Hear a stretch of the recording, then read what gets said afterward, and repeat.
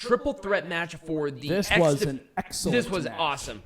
For the X Division champion, Trey Miguel, Ace Austin, and Mike Bailey. Mike Bailey shined in this They match. are definitely setting up for Mike Bailey versus Ace Austin. Trey Miguel was just there because he was the champion. He was the champion, and I think he's going to be moving on to something different now. I'm hearing murmurs that he's actually leaving, which I'm really hoping that's not the case. Right. But you never know. But I'm actually surprised that Ace Austin won. Yeah. Well, I'm actually not surprised because I don't think Mike Bailey was ready for the title yet, but they definitely are going to work on giving him the title. And because Trey Miguel was the one who ate the pin, so there's going to be justification for Mike Bailey to go after the belt again. But yeah, Ace Austin is the X Division champion. I don't like Ace Austin in this particular position because I think he definitely deserves to be in the main event scene. They were pushing him hard. They were, but he's not. Well, I just don't think there was time or room for him in the main event. Well, also given the circumstances when they were pushing him late 2019, early 2020, there was something that happened there that kind of halted Impact and a lot of their stuff. So overall, great match, a lot of fun. I'm gonna give this 2 thumbs up. It was really that good. I could watch this over and over, and if there was a match that I would recommend, it would be this match in the main event. All right, Peanut Gallery, let's make this majestic again, starting with a match that I would not change in any way, shape, or form.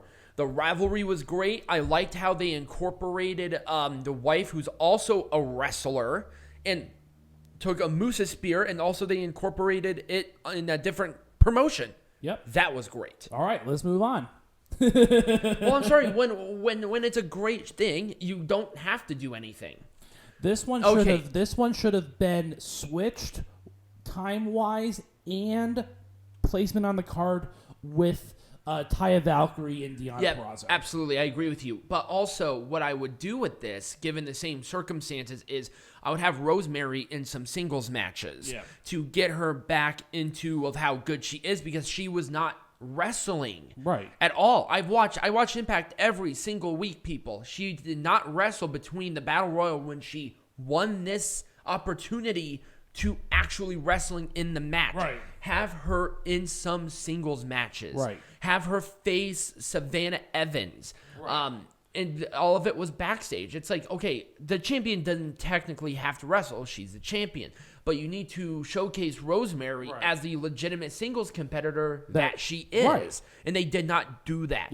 It was a huge wasted opportunity by Scott D'Amore. A very rare miss. This was totally useless. This was a clusterfuck, man. Yep.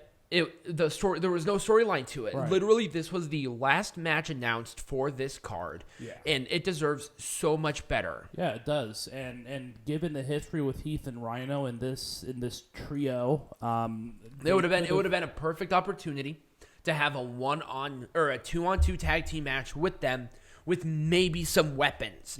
I think that would have been a much better use of time and energy than this 8-man bullshit, because now they have to pay all these guys for pay-per-view. And it's like, it's not necessary. And then if you want to add another tag team match in there, which I would highly recommend, do major players W. Morrissey, Jordan Grace. Yeah, exactly. That's the only other one that makes sense to me. Yeah, the rest of them, it didn't make any sense to me to have any of these other teams in this match whatsoever. This was stupid. By all means, I would have done what you did. Have 2 different tag team matches that had rivalries. Probably would have been a better use of everybody's time. It would have been.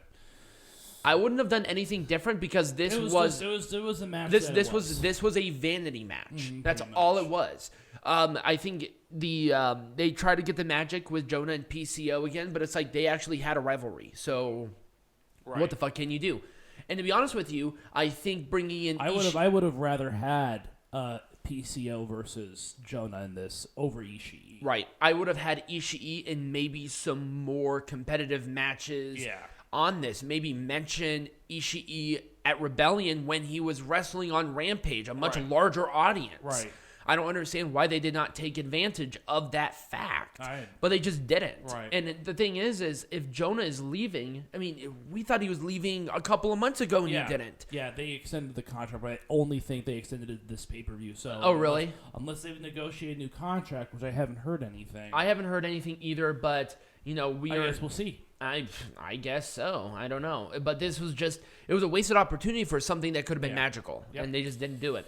I wouldn't have done anything different with this match. Because we all know what the real rivalry is Mike Bailey and Ace Austin, and they just need to get the belt on one of those two. Right, and I'm hoping Trey Miguel is not leaving or anything. I'm hoping he's maybe even advancing into a different position on the card, maybe even main event, because he's just one of their most consistent workers. Yeah. He really elevated this championship. A lot of fun overall, and I just don't like that Ace Austin is with the X Division at this point. I guess because Mike Bailey. Yeah, Ace Austin, Mike Bailey, perfect rivalry right there. Yeah, I don't think bringing the X Division champion into this is necessary personally. I think it's good. This, once again, we already said that there was a placement difference. This felt more like a world title match than the actual Knockouts world title match. The rivalry, harkening back to the rivalry past, was awesome. The match itself was constructed really well. And this is where Taya Valkyrie did not have to wrestle to put over what's going to happen here. Right. You know why? Because Taya Valkyrie's been wrestling as a singles. Right. She wrestled in AAA. And Deonna Purrazzo, she's been consistently defending these champions. Now she's not the champ, but now what are you going to be doing with the Ring of Honor Women's World Champion? Oh, she'll probably end up going to fucking do you think AEW. You think she'll be signing with them? Deonna Purrazzo signing with AEW? Yeah. I don't see that happening. I don't see it either. I think she's going to lose that. So she'll drop it to an AEW person. Yeah, because they cannot do something with Deonna. Now, I'm not necessarily saying that's a bad thing, but, I dropped it to Ty Conti. Don't get me started. Sammy Guevara blocked me, by the way. He didn't like me when I posted him proposing to his ex. I'm pretty sure you were fucking Conti right after that, too. And then he blocked me. I might have deserved it. The rivalry going into it was good. The match itself was good. The winner was right. Also, I think Chris Sabin was the one who was pinned. Yes. And that's good because Jay White would have been hurt by Steve Maclin winning more than Sabin. Sabin is a veteran. Right. Jay White. And honestly, I think Chris Sabin is kind of moving into the tag team division again, which is fine. Yeah, no, that's totally fine. This is a good wrap Steve up. Maclin is moving on to bigger and better things. Hopefully, maybe even going after. Well, you see, this is where. Well, I don't know. I wouldn't have said the X Division because he already went for the X Division champion a handful of times. Yeah, just put him into a world title picture or something along those lines. This is what happens when you don't have, because the X Division champion is their technical secondary, and me talking about the the television champion. This is kind of that situation where they have a roster that's diverse enough to where it's sort of a crime to not have another secondary. Right. But, it is what it is.